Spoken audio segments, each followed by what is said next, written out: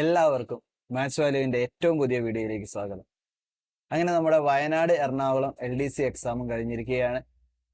കോഴിക്കോട് ജില്ലയിലേക്ക് പോലെ തന്നെ മാത്സ് ആൻഡ് മെന്റലബിലിറ്റി 10ൽ 10 മാർക്കും വാങ്ങാൻ പറ്റുന്ന രീതിയിൽ എളുപ്പമുള്ള ചോദ്യങ്ങളാണ് വന്നത്.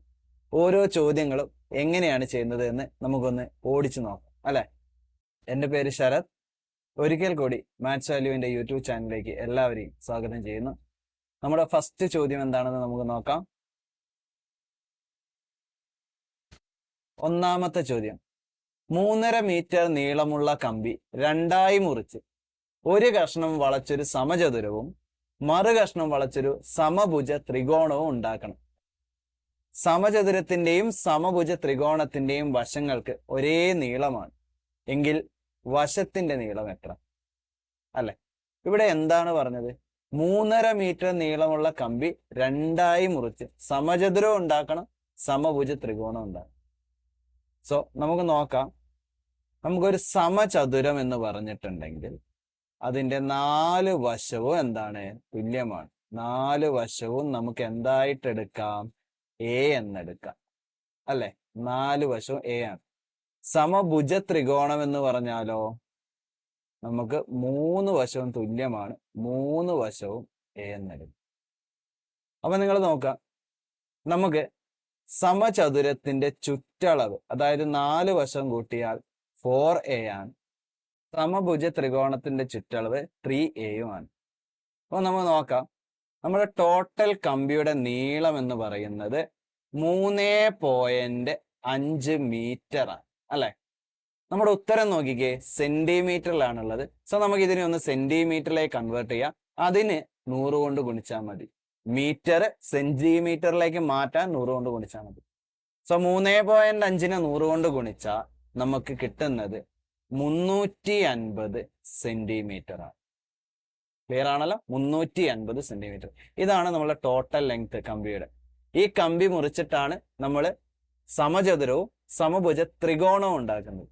സോ നിങ്ങൾ നോക്കിക്കേ, സമചതുരത്തിന്റെ ചുറ്റളവ് 4a, സമഭുജ ത്രികോണത്തിന്റെ ചുറ്റളവ് 3a. രണ്ടും കൂടി കൂട്ടിയാൽ മൊത്തം 7a. ഈ 7a ആണ് 350 സെന്റിമീറ്റർ എന്ന് പറയുന്നത്. നമുക്ക് കാണേണ്ടത് എന്താണ്? ഒരു വശമാണ്. ഒരു വശം എന്ന് പറഞ്ഞാൽ a ആണ്.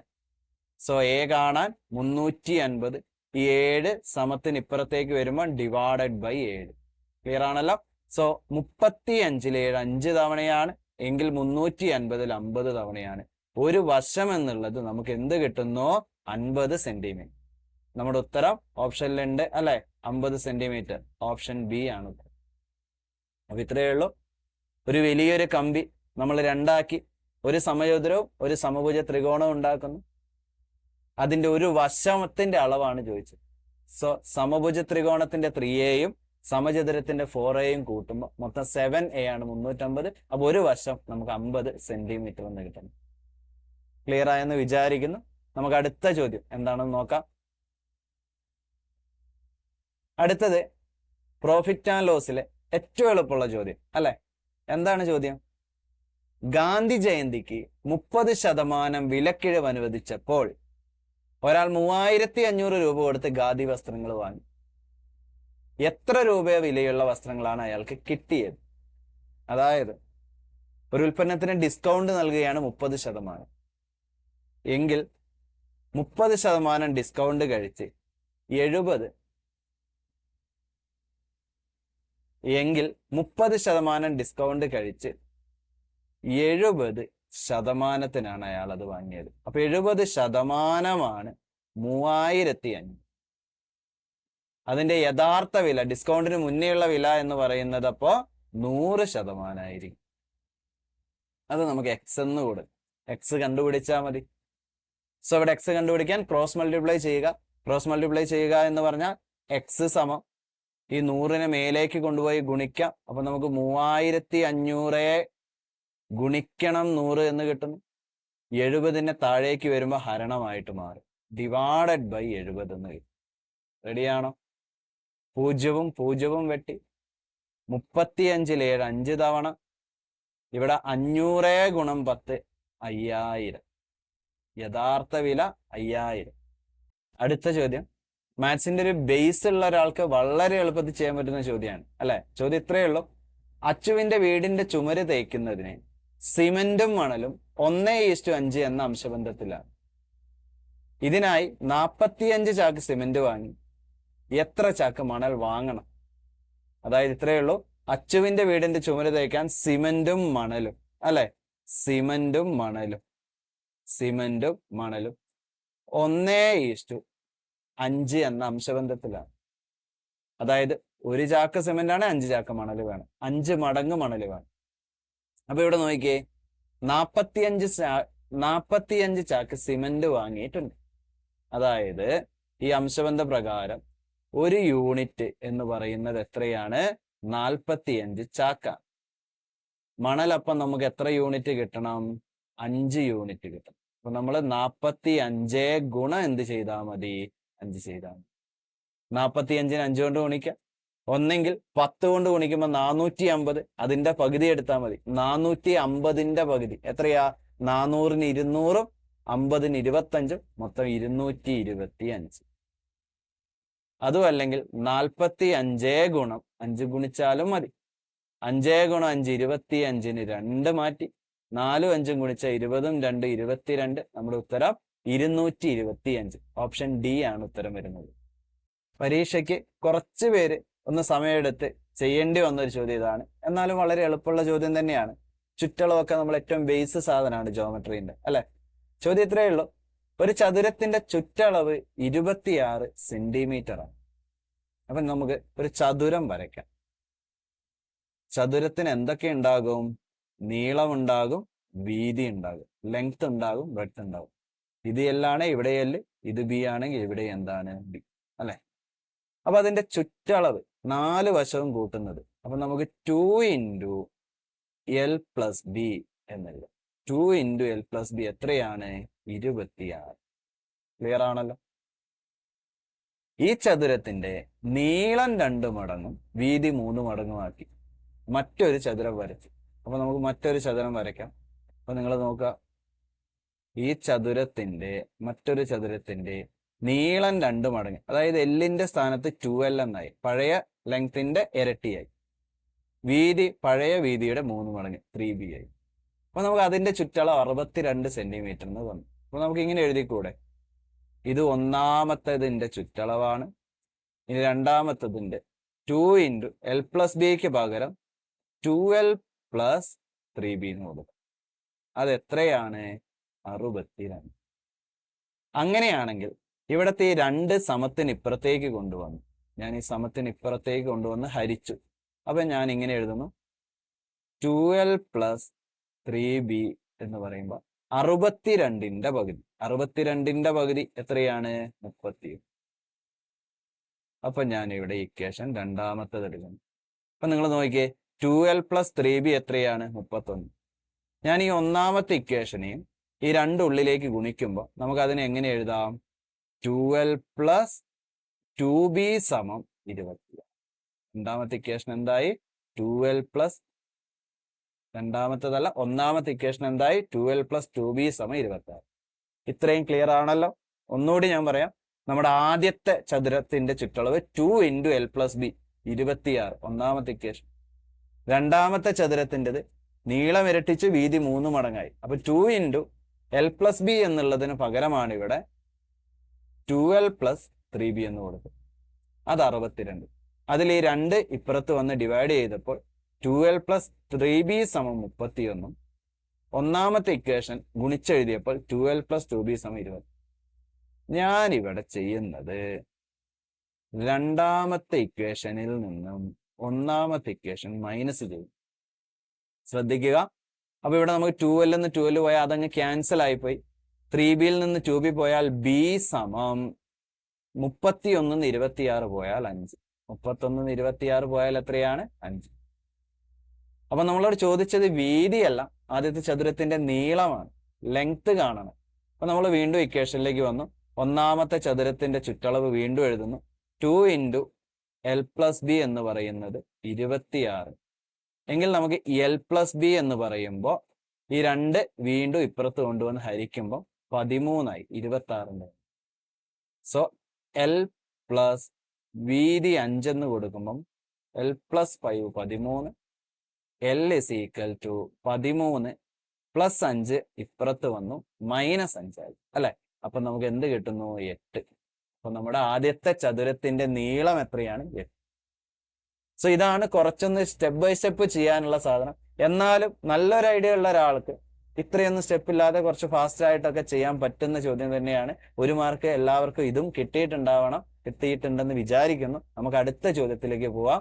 അടുത്തത് സ്പീഡ് ആൻഡ് ഡിസ്റ്റൻസിന്റെ ചോദ്യമാണ്. വളരെ സിമ്പിൾ ആണ്. 840 km/h വേഗതയിൽ സഞ്ചരിക്കുന്ന ഒരു വിമാനത്തിന് 5040 km സഞ്ചരിക്കാൻ എത്ര സമയം വേണമെന്നാണ് ചോദ്യം. സോ നമുക്കറിയാം, സമയം കാണാൻ നമ്മൾ ചെയ്യുന്നത് എന്താണ്? ഡിസ്റ്റൻസ് ഡിവൈഡഡ് ബൈ സ്പീഡാണ്. ഇവിടെ ഡിസ്റ്റൻസ് 5040 km എന്ന് തന്നിട്ടുണ്ട്, സ്പീഡും തന്നിട്ടുണ്ട് 840 km/h. ഇതങ്ങ് ഹരിച്ച 1 മാർക്കാണ് കയ്യിലേക്ക് വരുന്നത് അല്ലെ. ഹരിക്കാൻ ബുദ്ധിമുട്ടൊന്നുമില്ല, 0 0 വെട്ടി അല്ലെ. ഇനി 84 കൊണ്ട് 504 ഹരിക്കണം. അപ്പൊ നമ്മൾ ചിന്തിക്കാം, ഇവിടെ 84 എത്ര കൊണ്ട് ഗുണിച്ചാലാണ് അവസാനം 4 കിട്ടുക ചിന്തിച്ച് നോക്കിയാൽ തന്നെ ഉത്തരമായി. അതായത് 84 4 6 കൊണ്ട് ഗുണിച്ചാൽ 24. അപ്പൊ നമുക്ക് 6 കൊണ്ട് ഗുണിച്ച് നോക്കാം. 6 4 24 2 6 48 2 50. കറക്റ്റ് 504 കിട്ടുന്നുണ്ട്. സോ നമുക്ക് ഇവിടെ ഹരിച്ചാൽ കിട്ടുന്നത് 6. നമ്മുടെ ഉത്തരം 6 മണിക്കൂർ. ഏറ്റവും ഡയറക്റ്റ് ചോദ്യം. നമ്മൾ ഈ ഒരു ചാപ്റ്റർ എടുക്കുമ്പോൾ തന്നെ ആദ്യം ഡിസ്റ്റൻസ് ഡയറക്റ്റ് കാണാനും സ്പീഡ് ഡയറക്റ്റ് കാണാനും ടൈം ഡയറക്റ്റ് കാണാനുമാണ് പഠിക്കുന്നത്. യൂണിറ്റ് കൺവേർഷൻ പോലും ഇവിടെ നമ്മൾ ഉപയോഗിച്ചിട്ടില്ല. വളരെ ഈസി ആയിട്ട് 1 മാർക്ക് കിട്ടി അല്ലെ. അടുത്ത ചോദ്യം വയസ്സിൽ നിന്നുള്ള ചോദ്യമാണ്. അതും ബേസ് ഭാഗത്തു നിന്നുള്ള ചോദ്യം. ക്ലാസ്സിൽ എപ്പോഴും തരുന്ന ചോദ്യം. എന്താണ് ചോദ്യം? രവിക്ക് വീണയേക്കാൾ 10 വയസ്സ് കൂടുതലാണ്. അടുത്ത വർഷം രവിയുടെ വയസ്സ് വീണയുടെ വയസ്സിന്റെ 2 മടങ്ങാകും എങ്കിൽ രവിയുടെ ഇപ്പോഴത്തെ വയസ്സ്. സോ ശ്രദ്ധിക്കുക, അടുത്ത വർഷം അല്ലെ, അടുത്ത വർഷം നെക്സ്റ്റ് ഇയർ രവിക്ക് വീണയുടെ 2 മടങ്ങ്. രവിയുണ്ട്, വീണയുണ്ട്. രവിക്ക് വീണയുടെ വയസ്സിന്റെ 2 മടങ്ങ് എന്ന് പറയുമ്പോൾ അംശബന്ധം 2:1 അല്ലെ. രവിക്ക് ഇരട്ടിയാണ്. രവിക്ക് വീണയേക്കാൾ 10 വയസ്സ് അധികമാണെന്ന് പറഞ്ഞിട്ടുണ്ട്. എന്ന് പറഞ്ഞാൽ അവരുടെ വയസ്സിന്റെ വ്യത്യാസം എത്രയാണ്? 10 ആണ്. അതെപ്പോഴും 10 ആയിരിക്കും. എപ്പോ എടുത്താലും അവരുടെ വയസ്സിന്റെ വ്യത്യാസം മാറില്ല, 10 ആയിരിക്കും. എങ്കിൽ ഞാനിവിടെ അടുത്ത വർഷത്തെ രവിയുടെ വയസ്സ് 2x ആയിട്ടും വീണയുടെ വയസ്സ് x ആയിട്ടും എടുക്കും. എങ്കിൽ അവരുടെ വയസ്സിന്റെ വ്യത്യാസം 2x - x ആണ് എന്ത്? 10. That means x = 10. അപ്പൊ നമുക്ക് രവിയുടെ വയസ്സ് 2x 20 എന്നും വീണയുടെ വയസ്സ് 10 എന്നും എടുക്കാം. ശ്രദ്ധിക്കേണ്ട കാര്യം, ഇത് അടുത്ത വർഷത്തെ കാര്യമാണ്. നമ്മളോട് ചോദിച്ച രവിയുടെ ഇപ്പോഴത്തെ വയസ്സാണ്. സോ അടുത്ത വർഷം രവിക്ക് 20 ആണെങ്കിൽ ഇപ്പോൾ രവിക്ക് എത്ര വയസ്സായിരിക്കും? 19 വയസ്സായിരിക്കും. നമ്മുടെ ഓപ്ഷൻ എ ആണ് ഉത്തരം. ചാടിക്കേറി 20 എഴുതിയിട്ടുണ്ടാവില്ല എന്ന് വിചാരിക്കുന്നു, കാരണം 20 ഓപ്ഷനിലുണ്ട്. രവിയുടെ അടുത്ത വർഷത്തെ വയസ്സാണ് 20, ഇപ്പോഴത്തെ വയസ്സ് എത്രയാണ്? 19. ക്ലിയർ ആണല്ലോ. അടുത്ത ചോദ്യം കലണ്ടറിൽ നിന്നുള്ള ചോദ്യം അല്ലെ. 2025 ഏപ്രിൽ മാസത്തിലെ ആദ്യ ദിവസം ബുധനാഴ്ച ആയാൽ അവസാന ദിവസം ഏതായിരിക്കും? അതായത് 2025 ഏപ്രിൽ മാസത്തിൽ മൊത്തം എത്ര ദിവസം ഉണ്ട് എന്ന് നമുക്കറിയാം. ഏപ്രിൽ മാസത്തിൽ ടോട്ടൽ എത്ര ദിവസം ഉണ്ട്? 30 ദിവസമുണ്ട്. അപ്പൊ നമ്മളോട് 30-ാം തീയതി ഏത് ദിവസമാണെന്നാണ് ചോദിച്ചത്. അപ്പൊ ആദ്യ ദിവസം ബുധനാണ്. നിങ്ങളൊന്ന് നോക്കുക, 1-ാം തീയതി ബുധനാണ്. 1-ാം തീയതി ബുധനാണ്.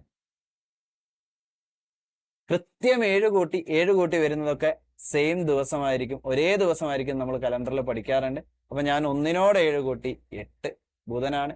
8-നോട് 7 കൂട്ടി 15 ബുധനാണ്. 15-നോട് 7 കൂട്ടി 22 ബുധനാണ്. 22-നോട് 7 കൂട്ടി 29 ബുധനാണ്. 29 ബുധനാണെങ്കിൽ 30 എന്തായിരിക്കും? വ്യാഴം. ഓപ്ഷൻ സി ആണ് ഉത്തരം. വളരെ എളുപ്പമാണ്. മാത്രമല്ല ക്ലാസ്സുകളിൽ ഞാൻ എപ്പോഴും പറയാറുണ്ട്, ഒരു മാസത്തിലെ ഓരോ ആഴ്ചകളും തുടങ്ങുന്ന തീയതികളായിട്ട് നമ്മൾ ഓർത്ത് വെക്കേണ്ടതാണ് 1, 8, 15, 22, 29. ഒരു മാസത്തിലെ ഓരോ ആഴ്ചകളും തുടങ്ങുന്ന തീയതികൾ. അപ്പൊ 1-ാം തീയതി ബുധനാണെങ്കിൽ ഓട്ടോമാറ്റിക്കലി 29-ാം തീയതി ബുധനാണെന്ന് ഡയറക്റ്റ് അങ്ങോട്ട് നമുക്ക് ജമ്പ് ചെയ്യാൻ പറ്റണം. സോ 29 ബുധനാണ്, 30 വ്യാഴം. പേന ഉപയോഗിക്കാതെ വേണേലും ആലോചിച്ച് ഉത്തരം കണ്ടുപിടിക്കും. അടുത്തത് അടുത്ത പദം കണ്ടെത്തുക, അല്ലെ? സോ നമുക്ക് ഓരോ ലെറ്ററിന്റെയും ന്യൂമറിക് നമ്പേഴ്സ് ഒന്ന് എഴുതി നോക്കാം. അപ്പൊ നിങ്ങൾ നോക്കിക്കേ, ഇവിടെ ഒന്ന് ക്വസ്റ്റ്യൻ പേപ്പറിൽ വേഗം ABCD നമ്പർ എഴുതിയ ഒരാൾക്ക് വേഗം അത് നോക്കി എഴുതാം. ഇല്ലെങ്കിൽ ആ നമ്പർ ഒന്ന് പഠിച്ചു വെക്കണം. അപ്പൊ നമുക്ക് ഓരോന്നും നോക്കാം. ബി എത്രാമത്തെ ലെറ്റർ ആണ്? 2-ാമത്തെ ലെറ്റർ. ജെ എത്രാമത്തെ ലെറ്റർ ആണ്? 10. ആർ എത്രാമത്തെ ലെറ്റർ ആണ്? 18. സോ 2-നോട് 8 കൂട്ടുമ്പോഴാണ് 10, 10-നോട് 8 കൂട്ടുമ്പോൾ 18, 18-നോട് 8 കൂട്ടുമ്പോൾ 26. എല്ലാവർക്കും അറിയാം 26-ാമത്തെ ലെറ്റർ ഏതാണ്? Z. സോ നമുക്ക് ആദ്യത്തെ ലെറ്റർ കിട്ടി. അതിൽ നിന്ന് തന്നെ നമ്മുടെ 2 ഓപ്ഷൻ നമുക്ക് ഒഴിവായി കിട്ടി. ക്ലിയർ ആണല്ലോ? അടുത്തത് ഇ. 5-ാമത്തെ ലെറ്റർ ആണ്. M 13 ആണ്. U 21 ആണ്. നോക്കിക്കേ, 5-നോട് 8 കൂട്ടുമ്പോൾ 13, 13-നോട് 8 കൂട്ടുമ്പോൾ 21. അപ്പൊ 21-നോട് 8 കൂട്ടുമ്പോൾ 29, അല്ലെ? 29 എന്ന് പറയുമ്പോൾ എത്രാമതാ വരുന്നതെന്ന് നോക്കാം. നമുക്കറിയാം 26-ാമത്തെ ലെറ്റർ Z ആണ്, അല്ലെ? 26-ാമത്തെ ലെറ്റർ Z ആണ്. അങ്ങനെയാണെങ്കിൽ 27, 28, 29 എന്ന് പറയുമ്പോൾ ABC. നമുക്ക് ഏതാണ് വരിക? C ആണ് വരിക. അപ്പം തന്നെ നമുക്ക് ഓപ്ഷൻ ബി ആണ് ഉത്തരമെന്ന് ഉറപ്പിക്കാൻ പറ്റും. ബാക്കി നോക്കേണ്ട ആവശ്യമില്ല. ഇനി ബാക്കി നോക്കിയാലും നമുക്ക് അവിടെ ഒന്നും സംഭവിക്കാൻ പോകുന്നില്ല. കറക്റ്റ് ആണെന്ന് ഒന്നുകൂടി ഉറപ്പിക്കാം. നോക്കിക്കേ, ജി എന്ന് പറയുന്നത് എത്രാമത്തെ ലെറ്റർ ആണ്? 7-ാമത്തെ ലെറ്റർ ആണ്. 7 8 15-ാമത്തെ ലെറ്റർ ആണ് O. 15 8 23-ാമത്തെ ലെറ്റർ ആണ് W. 23 8 31-ാമത്തെ ലെറ്റർ. 31-ാമത്തെ ലെറ്റർ എന്ന് പറഞ്ഞാൽ ഇവിടെ നോക്കിക്കേ, 30, 31. DE. 31-ാമത്തെ ലെറ്റർ E. അപ്പൊ നമുക്ക് അങ്ങനെ എളുപ്പത്തിൽ ഇവിടെയും 1 മാർക്ക് കിട്ടിയിരിക്കുന്നു. അടുത്തത് രക്തബന്ധം ഉപയോഗിച്ചിട്ടുള്ള, രക്തബന്ധത്തിൽ നിന്നുള്ള ചോദ്യമാണ്. A Xന്റെ സഹോദരിയും XY മകളും Y Zന്റെ മകളുമാണെങ്കിൽ Aയുടെ ആരാണ് Z? നമുക്കിതൊന്ന് വരച്ചു നോക്കാം. A Xന്റെ സഹോദരി. അപ്പൊ ഞാന് A Xന്റെ സഹോദരി, ബ്രദർ സിസ്റ്റർ റിലേഷൻ ഞാനൊരു സിംഗിൾ ലൈനിൽ റെപ്രസെന്റ് ചെയ്യുന്നു. A Xന്റെ സഹോദരി. അപ്പോൾ Xന്റെ സഹോദരി A എന്ന് പറയുന്നത് ഫീമെയിൽ ആണെന്ന് ശ്രദ്ധിച്ചോളുക, അല്ലെ? X Yയുടെ മകളും, X Yയുടെ മകൾ. അപ്പൊ X എന്ന് പറയുന്നത് മകളാണ്, അപ്പൊ അതും ഫീമെയിൽ ആണ്. ആരുടേത്? Yയുടേത്. Yയുടെ മകളാണ് X. അപ്പോൾ Yയുടെ മകള് തന്നെയാണ് ആര്? A. റെഡിയാണോ? Y Zന്റെ മകളാണ്. അപ്പൊ Y മകളാണ്, ഫീമെയിൽ ആണ്. ആരുടെ? Zന്റെ. ക്ലിയർ ആണല്ലോ? ആണെങ്കിൽ Aയുടെ ആരാണ്? Z. Aയുടെ അമ്മയുടെ അച്ഛനോ അമ്മയോ ആകാം. കാരണം Z ജെൻഡർ ഇവിടെ നമുക്ക് കിട്ടുന്നില്ല. മെയിൽ ആണോ ഫീമെയിൽ ആണോ എന്ന് അറിയില്ല. അപ്പൊ ഒന്നെങ്കിൽ അമ്മയുടെ അച്ഛൻ, അല്ലെങ്കിൽ അമ്മയുടെ അമ്മ. അത് ഓപ്ഷനിൽ നിന്ന് നമ്മൾ സ്ഥിരീകരിക്കുന്നു. അവിടെ അമ്മയുടെ അമ്മ, അമ്മമ്മ. നമ്മുടെ ഉത്തരം അമ്മമ്മയാണ്. ഇവിടെ അമ്മയുടെ അച്ഛനും വരാം, പക്ഷെ ഓപ്ഷനിൽ ഇല്ലാത്തത് കൊണ്ട് ആൻസർ ഉറപ്പിക്കണം. ഏതാണ്? അമ്മമ്മയാണ് ഉത്തരം. നമ്മൾ ഒരുപാട് തവണ ചെയ്ത് പരീക്ഷ എഴുതുന്ന എല്ലാവർക്കും അറിയുന്ന ചോദ്യമാണ് കോണളവ്. മണിക്കൂർ സൂചിയും മിനിറ്റ് സൂചിയും തമ്മിലുള്ള കോണളവ്, അല്ലെ? 4:10 ആകുമ്പോൾ മണിക്കൂർ സൂചിയും മിനിറ്റ് സൂചിയും തമ്മിലുള്ള കോണളവ്. ഒരുപാട് മെത്തേഡുകൾ നമ്മൾ പഠിച്ചിട്ടുണ്ട്. അതിലൊരു മെത്തേഡിൽ അങ്ങ് പറയാം. ഇവിടെ 4:10 ആകുമ്പോൾ ക്ലോക്കിലെ മണിക്കൂർ സൂചി 4 എന്ന സംഖ്യയെ റെപ്രസെന്റ് ചെയ്യുന്നു. 10 മിനിറ്റ് എന്ന് പറയുമ്പോൾ മിനിറ്റ് സൂചി 2 എന്ന സംഖ്യയെ റെപ്രസെന്റ് ചെയ്യുന്നു. ഇങ്ങനെ എഴുതിയ ശേഷം നമ്മൾ ചെയ്യുന്നത് വ്യത്യാസം കാണുക, 30 കൊണ്ട് ഗുണിക്കുക, മിനിറ്റിന്റെ പകുതി കൂട്ടുക. എന്താണ് വ്യത്യാസം കാണുക? 30 കൊണ്ട് ഗുണിക്കുക, മിനിറ്റിന്റെ പകുതി കൂട്ടുക. അതായത് വ്യത്യാസം കാണുമ്പോൾ നമുക്കിവിടെ 2 എന്ന് കിട്ടുന്നു. 30 കൊണ്ട് ഗുണിക്കുന്നു. മിനിറ്റിന്റെ പകുതി 10 മിനിറ്റ് ആകുമ്പോൾ അതിന്റെ പകുതി 5 കൂട്ടുന്നു. ബോർഡ് മാസ് പ്രകാരം ആദ്യം ഗുണിക്കുന്നു. 2 ഗുണം 30 60. 60നോട് 5 കൂട്ടുന്നു. 65 ഡിഗ്രി. നമ്മുടെ ഉത്തരം 65 ഡിഗ്രി, ഓപ്ഷൻ ബി ആണ്. അപ്പൊ എങ്ങനെയാ 10ൽ 10 എല്ലാവരും വാങ്ങിയിട്ടുണ്ടെന്ന് വിചാരിക്കുന്നു. ഡൗട്ട് വരാനുള്ള ഒരു ചോദ്യവും ഒന്നും ഇവിടെ ഇല്ല. ആരെയും ബുദ്ധിമുട്ടിച്ചിട്ടില്ല. നമുക്ക് വളരെ എളുപ്പത്തിൽ ഇത്തവണത്തെ maths and mental ability clear ചെയ്യാൻ പറ്റിയിട്ടുണ്ട്. അപ്പൊ എല്ലാവർക്കും മനസ്സിലായെന്ന് വിചാരിക്കുന്നു. അടുത്ത ക്ലാസ്സിൽ വീണ്ടും കാണാം.